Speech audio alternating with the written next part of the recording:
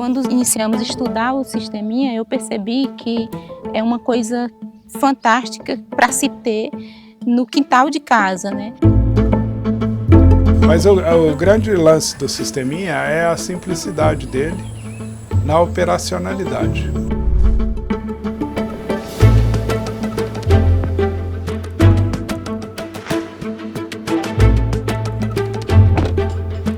Oi, Milena, bom dia. Bom tudo dia, bem? doutor. Seja bem-vindo Obrigado. mais uma vez aqui na nossa comunidade.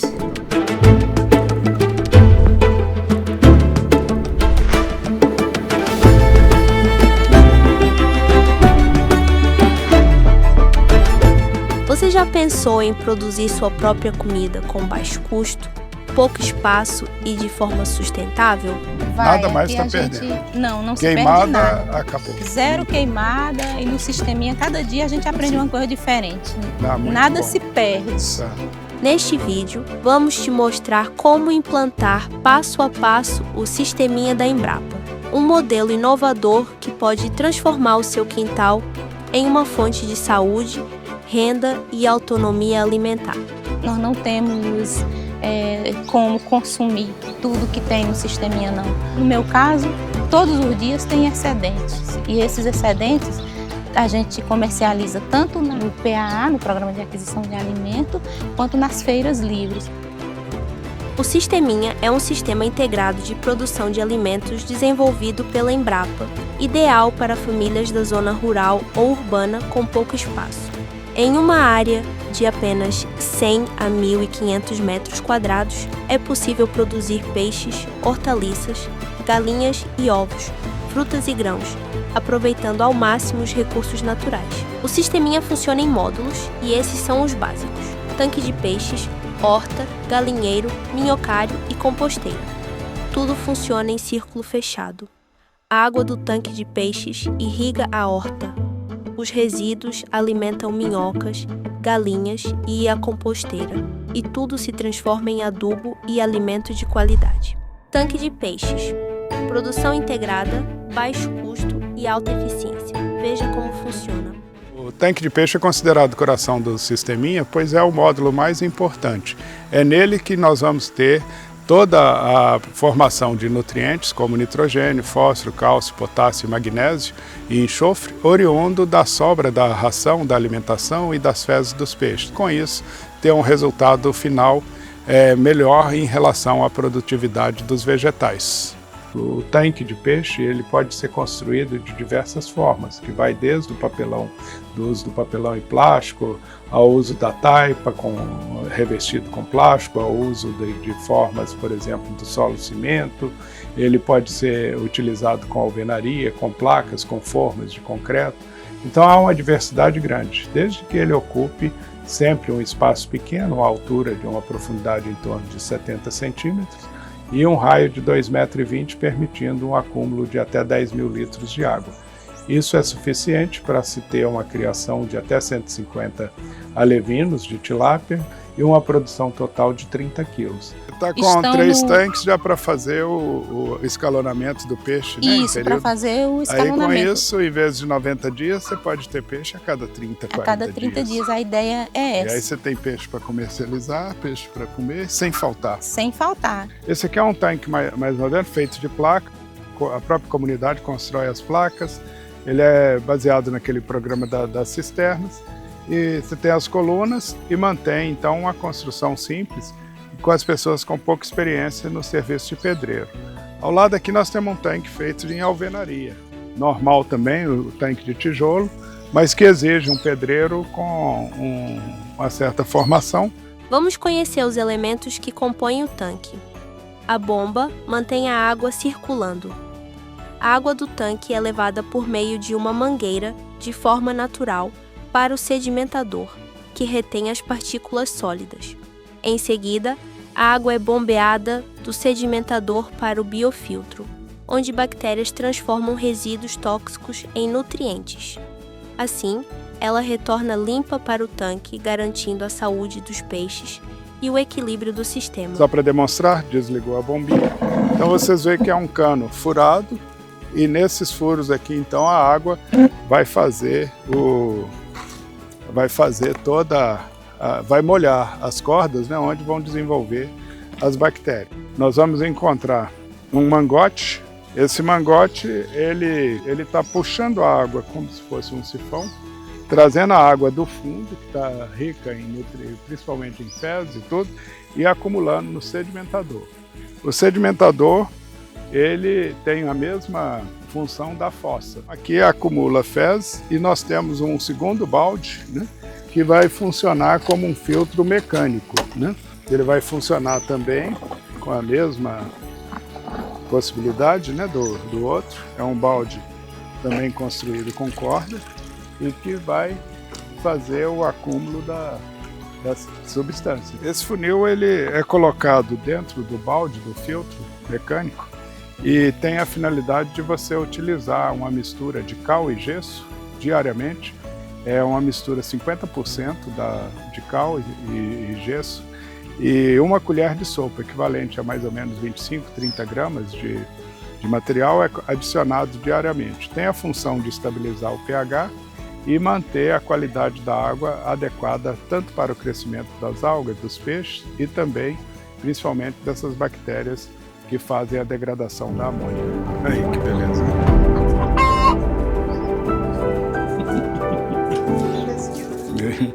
E aí, muito bonito. Antigamente a gente criava, mas não tinha, né? Mas não comia as galinhas, né? Agora eu tô com frango no congelador. Quando acabar já tenho esses aqui também e quando esses aqui acabar já vai chegar aqueles lá. Agora nós estamos visitando o galinheiro, né? E como nós podemos ver, observar, nós temos aqui a portinha de acesso com uma unidade feita toda com material local, à exceção da tela comprada comercialmente. Vocês podem observar o teto de palha, né, as madeiras que foram utilizadas. Ele tem uma dimensão de 2x4, 18 metros de conforto, suficiente para 20 galinhas.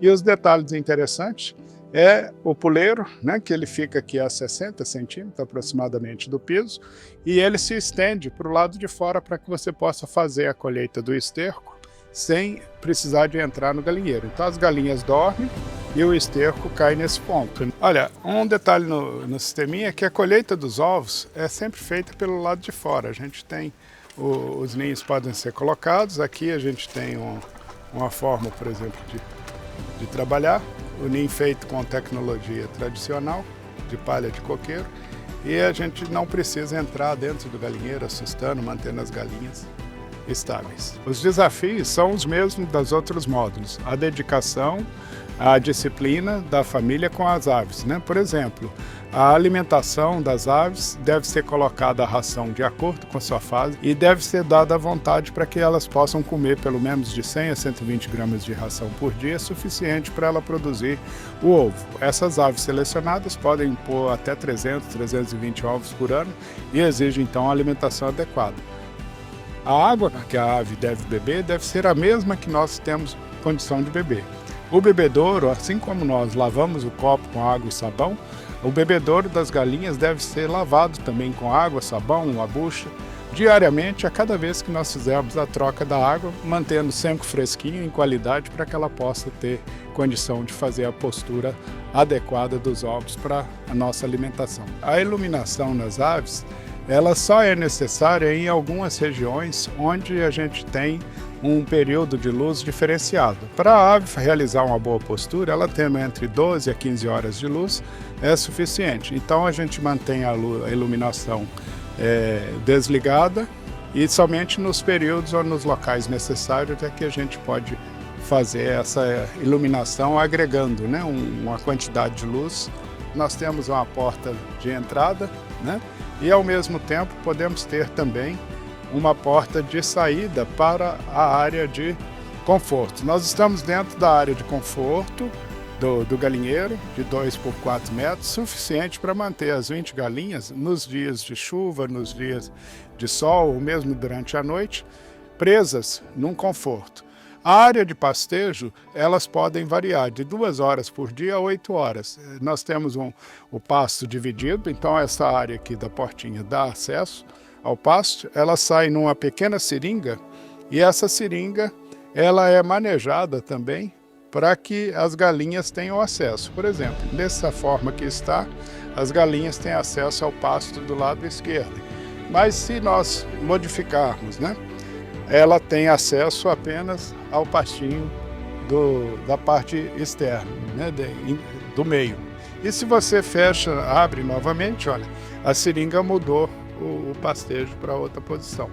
Dessa forma, nós podemos manejar cada área de pastejo, tendo acesso 7 dias, com períodos de descanso de 14 a 21 dias, permitindo a recuperação da vegetação. Então agora, aqui eu estou saindo com os ovos do galinheiro, mas se eu quiser eu posso comer o frango de corte que está lá, né? Posso comer o peixe que está aqui, posso comer a abóbora ali, a batata doce, a macaxeira, aí tem o alface.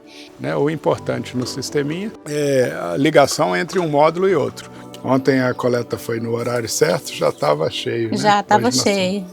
Hoje a gente está mais cedo aí, mas mais tarde pode vir que já vai ter. Já está os restantes.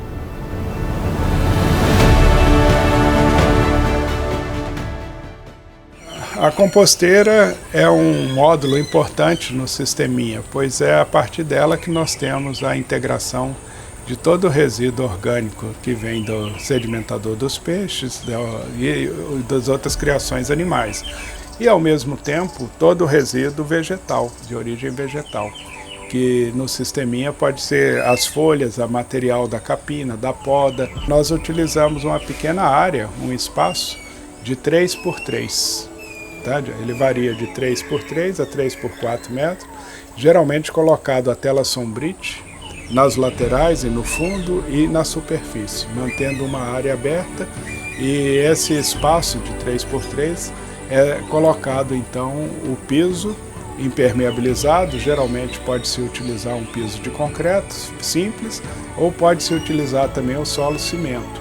São 4 estacas nos cantos, né? E a circulação de cima de proteção que a tela sombrite vai sombrear, mantendo a qualidade de clima nesse local. Eu vou demonstrar para vocês agora a maneira de se utilizar, por exemplo, a água do sedimentador para molhar o material em decomposição na composteira. Essa água ela está enriquecida de bastante matéria orgânica e ela pode facilitar o desenvolvimento dos micro-organismos no composto. Uma quantidade em torno de 5 a 6 litros de água já é suficiente para a gente umedecer toda a camada de composto e deve ser repetido diariamente na parte da manhã e no final da tarde. O composto não deve ser ensopado, ele deve estar úmido, de modo que a gente tenha as ações dos micro-organismos bastante efetiva. Essa área da composteira de 3 por 3, 9 metros quadrados, ela tem, as pilhas são colocadas com intervalos de 15 dias. E durante esse período elas têm que ser removidas a cada um desses períodos. Então a primeira pilha é colocada, ela depois de 15 dias ela é revirada, inicia-se uma nova pilha e 15 dias depois ela é revirada. E nós podemos ver a constituição das pilhas de forma diferente. Com 45 dias, ela vai então servir de alimento para as minhocas, que realmente é o responsável para a produção do adubo orgânico no sisteminha. Ele é realizado para servir de alimento para as minhocas. O humus, a gente pode observar que, à medida que ele vai ficando pronto, ele vai escurecendo, tendo um material de altíssima qualidade para ser utilizado como adubo orgânico nas plantas. Outro detalhe no humus é que você, ao cheirar, vai sentir o cheiro de terra de floresta. Aquela pilha que nós mexemos vai ocupar esse espaço. E as minhocas vão trabalhar nesse composto. A gente vai retirar essa camada, diariamente, essa camada de cima, que é o humus, que é o material que você vai armazenar para utilizar nas plantas. Quando essa camada estiver baixa, essa quantidade que ficar com as minhocas vão passar para cima e aquela camada vem ocupar esse espaço novamente. A forma de se construir o minhocário, ela tem 2 objetivos. Primeiro, facilitar o trabalho das pessoas, ficar ergometricamente viável. uma vez que a gente faz o minhocárdio suspenso à altura da cintura das pessoas, de 70 a 80 centímetros, e um caixote de 50 centímetros de altura por 80 centímetros a 1 metro de largura por 3 metros de comprimento. Essa área deve ser coberta, sombreada e protegida com a tela Sombrite, para que se evite o ataque de animais externos, como as aves, o bem-te-vi, entre outros, que são predadores de minhoca, roedores como o rato, que também pode consumir, e principalmente os insetos como formigas. Os pés, a gente utiliza óleo queimado ou inseticida, evitando o ataque das formigas às minhocas. O humus retirado do sisteminha pode ser estocado numa caixa ou em balde e depois usado no plantio para alimentar o solo. Ele deve ser colocado nas faixas de cultivo durante a preparação da terra e também ao longo do crescimento das plantas, garantindo que recebam os nutrientes necessários para se desenvolver bem.